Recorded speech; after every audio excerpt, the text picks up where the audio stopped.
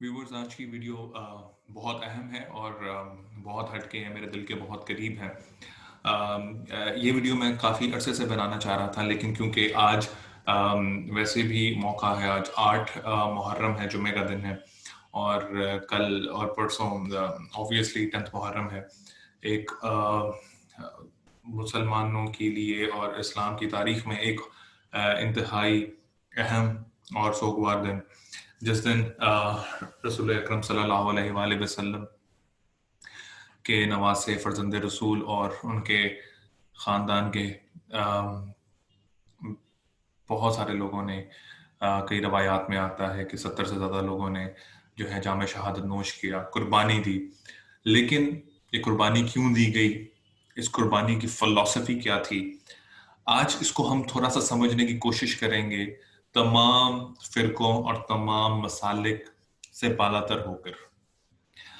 एक सुन्नी, एक शिया, एक वहाबी, एक हनफी, एक सूफी, एक सलफी के कॉन्सेप्ट से बाहर निकल के एक आम मुसलमान के तौर पर इस 10 मुहर्रम को, जो करबला के अंदर वाक़या हुआ, उसको समझने की और उसकी फिलॉसफी को समझने की कोशिश करेंगे। देखिए, सबसे पहली बात, हमें आज तक जो बातें बताई तो ठीक गई। हज़रत हुसैन रज़ी अल्लाह तआला अन्हु और उनके ख़ानदान ने करबला के अंदर शहादत दी, यजीद की यजीदियत के ख़िलाफ़, यजीद और इब्न ज़ियाद के ज़ुल्म के ख़िलाफ़, यजीद की मलूकियत के ख़िलाफ़ जिहाद करते हुए उन्होंने कुर्बानी दी। इसमें तो कोई शक नहीं। लेकिन जिस तरह इसका नैरेटिव पेश किया जाता है, उसके अंदर एक प्रेजुडिस, एक बाइस्ड अप्रोच होती है।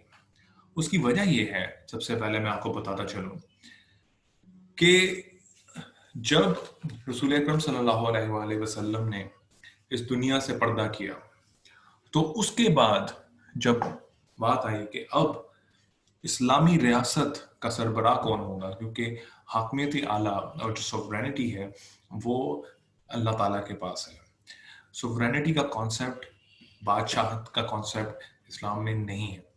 इस्लाम के अंदर किसी भी किस्म की बादशाहत, किसी भी किस्म की मोनार्की और किंगडम या क्वीन या ऐसा कोई कॉन्सेप्ट है ही नहीं। और जो सारी हाकमियत है, जो सोवरेनिटी है, जिस तरह हमारे कॉन्स्टिट्यूशन में भी पाकिस्तान के लिखा है कि सोवरेनिटी बिलोंग्स टू ऑलमाइटी अल्लाह, इसी तरह क्योंकि सोवरेनिटी जो थी वो अल्लाह के पास थी, तो इसलिए जो उस सोवरेनिटी को इस दुनिया में लेकर चलता है उसको बोलते हैं, इंग्लिश में हम कहते हैं कैलिफ, और उर्दू में और अरबिक में हम इसको कहते हैं खलीफा, अमीरुल मोमिनीन। कि अब अमीरुल मोमिनीन कौन होगा? तो उस वक्त हजरत अली रज़ी अल्लाह अन्हु जो थे, undoubtedly he was the most competent person to become the अमीरुल मोमिनीन। लेकिन ये बहुत अहम बात है कि रसूलुल्लाह सल्लल्लाहु अलैहि वसल्लम ने ना हजरत अली रज़ी अल्लाह अन्हु को नॉमिनेट किया और ना ही हजरत अली ने अपने आप को एज अ नॉमिनेशन पेश किया, एज एन ऑप्शन पेश किया। क्या वजह थी? अगर हम इसको समझ जाएं तो हम जो है पूरा कॉन्सेप्ट ऑफ करबला हमें समझ आ जाएगा।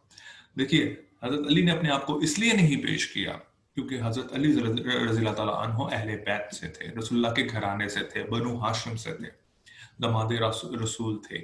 इवन जब बचपन में ऑप्शन थी कि हजरत अबू तालिब जो थे, he was not financially strong, तो जब उन्होंने अपने खानदान के लोगों को कहा कि मेरे बच्चों को अडॉप्ट करो, तो रसूलुल्लाह सल्लल्लाहु अलैहि वसल्लम ने उनको अडॉप्ट किया, अपने बच्चों की तरह पाला। तो इसलिए हजरत अली ने अपने आप को एज अ कैंडिडेट पेश ही नहीं किया। क्यों? क्योंकि वरना ये एक मलूकियत, एक मोनार्की का कॉन्सेप्ट आता कि अपने खानदान में एक नेपोटिज्म आता कि जो है रसूलुल्लाह सल्लल्लाहु अलैहि वसल्लम के बाद उनके खानदान के अंदर खिलाफत शुरू, यानी इसका मतलब बादशाह शुरू। ऐसा नहीं हुआ और खिलाफत गई हजरत अबू बकर सिद्दीक रज़ी अल्लाह तआला अन्हु के, और हजरत अली ने खुद उनकी बैत की। फिर हजरत उमर पे, फिर हजरत उस्मान पे, बनु उमैया से थे हजरत उस्मान रज़ी अल्लाह तआला अन्हु, और उसके बाद भी हजरत अली तैयार नहीं थे। लेकिन क्योंकि इतना ज्यादा क्योस था कि हजरत अली को फिर हजरत उस्मान की शहादत के बाद खिलाफत को कबूल करना पड़ा। लेकिन हजरत अली की शहादत के बाद, जब मोस्टली मुसलमानों का इस बात पे कंसेंसस भी था, इस बात को भी समझे कि हजरत हसन अगले खलीफा होंगे, लेकिन हजरत हसन ने इनकार किया اور حضرت حسن نے جو تھا حضرت امیر معاویہ کی جا کے بیعت کی صرف اس وجہ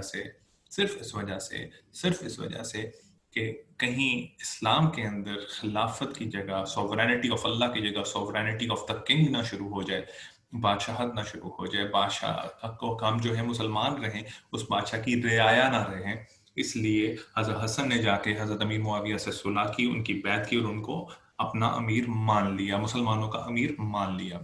صرف اس وجہ سے کیونکہ ان کے نانا کا دین یہی کہتا تھا کہ باپ کے بعد بیٹا جو ہے وہ حکمران نہیں بن سکتا، باپ بیٹے کو نومینیٹ نہیں کر سکتا. لیکن یہ غلطی حضرت امیر معاویہ سے ہوئی. حضرت امیر معاویہ رضی اللہ تعالیٰ عنہ نے اپنی وفات سے پہلے ایک بادشاہ کی طرح اپنے کراؤن پرنس کو، اپنے ولی عہد کو نومینیٹ کر دیا، اپنے بیٹے کو یزید کو. اب یزید کو جب نومینیٹ کیا گیا تو بہت سارے صحابہ اور تابعین نے بھی اس کو قبول کر لیا کہ مسلمانوں کے اندر ایک انتشار پھیل جائے گا. لیکن ظاہری بات ہے رسول اللہ کا گھرانہ تو رسول اللہ کے دین پر کمپرومائز کرنے کے لیے بالکل تیار نہیں تھا. اور حضرت حسین رضی اللہ تعالیٰ عنہ نے یہ کہا کہ میں تو کسی قیمت پر اس بات کو ایکسیپٹ نہیں کر سکتا. اگر رسول اللہ کے بعد حضرت علی نہیں بنے، اگر حضرت علی کے بعد حضرت حسن نہیں بنے، تو حضرت امیر معاویہ کے بعد بھی یزید کسی صورت میں خلیفہ یا حاکم وقت نہیں ہو سکتا. یہ اللہ کی سوورینٹی کے خلاف ہے، رسول اللہ کے دین کے خلاف ہے. اور صرف ان لوگوں نے، ظالموں نے اپنی بادشاہت کو بچانے کے لیے حضرت حسین کو اور ان کے پورے خاندان کو کربلا میں شہید کر دیا.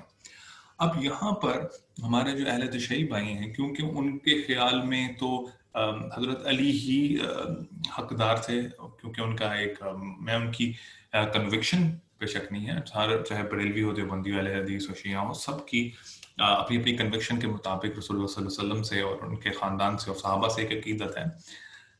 لیکن کیونکہ ان کا ایک کانسیپٹ یہی ہے کہ حضرت علی کا ہی حق تھا اور اس کے بعد حضرت حسن کا ہی حق تھا اور حضرت حسین کا ہی حق تھا، اس لیے وہ اس چیز کو نہیں سمجھتے کہ بیسیکلی معاملہ خلافت اور ملوکیت کا تھا، بنیادی کو سمجھتے بھی ہیں. اور جہاں تک بات ہے سلفیز کی، ماشاءاللہ کیونکہ ان کو پیسہ ہی سعودی عرب سے اور یو اے ای سے آتا ہے، تو انہوں نے تو اگر حضرت حسین کو ہیرو بنا دیا تو پھر سعودی عرب اور یو اے ای کی بادشاہت جسٹیفائی نہیں ہوگی. اس لیے آپ 10 محرم کو جب سعودی چینل لگائیں گے تو آپ کو نظر ہی نہیں آئے گا کربلا کا واقعہ، اس کو گول کر دیں گے. یہ نہیں کہ وہ ان کو کوئی وہاں کے لوگوں کو حضرت حسین سے بغض ہے، نعوذ باللہ، اس لیے کہ اگر حضرت حسین کو ہیرو بنایا گیا تو یزید کو ولن بنانا پڑے گا، اور یزید کو ولن بنایا گیا جو کہ ہے ولن، بدترین ولن ہے تاریخ کا، تو پھر کیا ہوگا؟ پھر آپ اپنی بادشاہت کو جسٹیفائی نہیں کر سکتے، کیونکہ وہ جنگ ہی کم سے کم وہ یہ سمجھتے ہیں کہ یہ بادشاہت کے خلاف جنگ تھی اور ان کی بادشاہت یو اے ای اور سعودی عرب کی ہے، وہ کہیں کے بھی وہ ملوکیت وہ جسٹیفائی نہیں ہے. اسی لیے ایران میں ایزیلی انقلاب آ گیا تھا بادشاہ کے خلاف، کیونکہ وہاں کے جو شیعہ علماء تھے وہ اس چیز کو زیادہ سمجھتے تھے. اب جہاں تک بات ہے بچ گئی پاکستانی مسلمانوں کی، تو زیادہ تر حنفی ہیں، صوفی ہیں، بریلوی دیوبندی، تو کیونکہ یہ ٹرکی اور سلطنت عثمانیہ کو بہت فالو کرتے ہیں. اب کیونکہ سلطنت عثمانیہ بھی ایک سلطنت تھی، اس کا بھی ایک بادشاہ تھا عثمان کے بعد عثمان کا بیٹا، اس کے بعد اس کا بیٹا، اس کے بعد اس کا بیٹا. تو لیکن یہ کیونکہ صوفی تھے تو حضرت علی کے بھی، مولا علی کے بہت معتقد تھے، تو انہوں نے ایک نئی رنگ بازی چھوڑی کہ وہ جو ہے یزید کی حضرت حسین نے بیعت اس لیے نہیں کی تھی کیونکہ حضرت یزید اچھا مسلمان نہیں تھا، وہ شراب پیتا تھا، وہ نماز نہیں پڑھتا تھا، یہ نہیں وہ نہیں. تو جو مین کانسیپٹ تھا اس سے ہٹ گئے، یعنی یزید کے خلاف، وہ بادشاہت کے خلاف انہوں نے انکار نہیں کیا، بلکہ انہوں نے تو یزید اچھا مسلمان نہیں تھا اس لیے انکار کیا، اگر اچھا ہوتا تو مان لیتے. اور سلفیز جو ہیں وہ تو کہتے ہیں وہ وہاں 2 شہزادوں کی لڑائی تھی، ایک حضرت امیر معاویہ کا بیٹا، ایک حضرت علی کے بیٹے، اور وہ بس وہ کچھ اس بات کو ان چیزوں میں نہ پڑیں. کیوں؟ کیونکہ اپنی بادشاہت جسٹیفائی نہیں ہوتی. اور جہاں تک شیعہ ان کا میں آپ کو بتا چکا ہوں. تو مسئلہ خلافت اور ملوکیت کا ہے. اگر آپ اس چیز کو سمجھنا چاہیں تو جو ہے I don't believe in the political ideology of Maududi the founder of Jamaat Islami, لیکن اگر آپ ان کی کتاب پڑھیں خلافت اور ملوکیت تو آپ کو بہت ساری چیزیں واضح ہو جائیں گی. تو basically it's all about kingdom. دیکھیں سعودی عرب میں جب آپ ہیں آج یا یو اے ای میں ہیں تو آپ نے وہاں کے بادشاہ کی وفاداری کا حلف اٹھایا ہوا ہے، آپ ان کی رعایا ہیں، آپ نے اللہ کی وفاداری کا حلف نہیں اٹھایا. لیکن کم سے کم پاکستان، چاہے ڈیموکریسی ایک ویسٹرن کانسیپٹ ہے، لیکن پاکستان کے اندر سوورن اللہ ہے اکارڈنگ ٹو آور کانسٹیٹیوشن. ہمارا چاہے نظام خلافت کا نہیں ہے لیکن کم سے کم यहाँ पर वजीर आजम या सदर जो है अकाउंटेबल हैं, यहाँ पर हमारे कॉन्स्टिट्यूशन चाहे अमल करे ना करे हमारी इस्टेब्लिशमेंट, लेकिन हमारा आइन तो यही कहता है कि हमारे में हम जो है पाकिस्तान के आइन का हल्फ उठाते हैं, और जिसमें सॉवरन अल्लाह ताला है, सॉवरेनिटी अल्लाह ताला के पास है, हाकमियत अल्लाह के पास है, और हम वजीर आजम भी अकाउंटेबल हैं, हम उससे सवाल कर सकते हैं। लेकिन सऊदी अरब में अगर आप बादशाह के खिलाफ सवाल करेंगे तो इसका मतलब है कि आप गद्दार हैं, आप ट्रेटर हैं। इससे कोई फर्क नहीं पड़ता कि आप अल्लाह की सोवरेनिटी पर कितना यकीन रखते हैं। तो ये सारा मामला खिलाफत और मलूकियत का है, मोनार्की और खिलाफत का है। और आज के दौर में जब तक इमाम महदी नहीं आते और एक खिलाफत का निज़ाम दोबारा कायम नहीं होता, तो कम से कम ये डेमोक्रेटिक सिस्टम इंतहाई फेवरेबल है as compared to monarchy, as compared to बादशाहत, मलूकियत, जो बिल्कुल खिलाफ है जिसके इस्लाम की रूह के। और इसी के खिलाफ हज़रत हुसैन और उनके ख़ानदान ने जो है जाम शहादत नोश किया, कुर्बानी पेश की। इसलिए अपने मुल्क की आइन की कदर करें, क्योंकि ये वो आइन है जिसने आज तक पाकिस्तान को इसराइल को कबूल करने नहीं दिया। लेकिन जहाँ जहाँ मलूकियत की लानत है, वो मुल्क लाइन में लग कर आज इसराइल को एक रियासत के तौर पर कबूल कर रहे हैं। शुक्रिया।